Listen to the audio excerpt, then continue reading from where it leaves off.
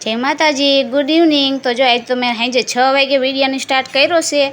વિડીયામાં તો જો આ ડુંગળીને લસણ આજે વેચાવા આવ્યું હતું ને, તો 50ની 5 કિલો ડુંગળી હતી અને 100 રૂપિયાનું કિલો લસણ હતું। તો મેં કીધું લાય સારી છે ને, પીરીપતી ડુંગળી હતી અને આ સ્ટોર આપણે કરીને રાખવું હોય તો રાખી શકીએ, આ બગડે નહીં અને ચોમાસામાં ઉગે નહીં એવી હોય। તો કીધું લાય થોડીક નાની સાઇઝમાં હતી પણ કીધું લાય લઈ લઉં। તો જો 5 કિલો મેં ડુંગળી લઈ લીધી છે અને કિલો એક લઈ લીધું છે લસણ એ પૂરું થઈ ગયું હતું। તો જો હું ઢીંગુ બે લસણ ને ડુંગળી સાફ કરવા બેસી ગયા છે। તો જો એમાંથી ફોતરા વધારાના હોય કાઢું છું ને, મારા ઢીંગળો જો મદદ કરાવે છે।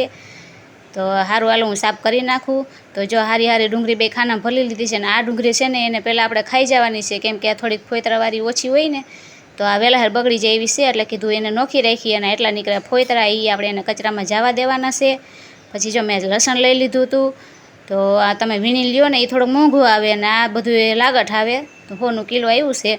તો જો એમાંથી આપણે આખા ગાંઠિયા વીણવાના છે। તો જો આપણે લસણ નોખું કરી નાખ્યું, ડુંગળી અને બટેટાને બધું જો ટ્રોલીમાં ભરી દીધું છે અને મારા ઢીંગુભાઈને જો રમત થાય છે તો એમાં રમત કરે છે। તો સારું હાલો આને બધું હું ઠેકાડે મૂકી દઉં અને તમે જાતા ચેનલને સબસ્ક્રાઈબ કરવાનું ભૂલતા નહીં।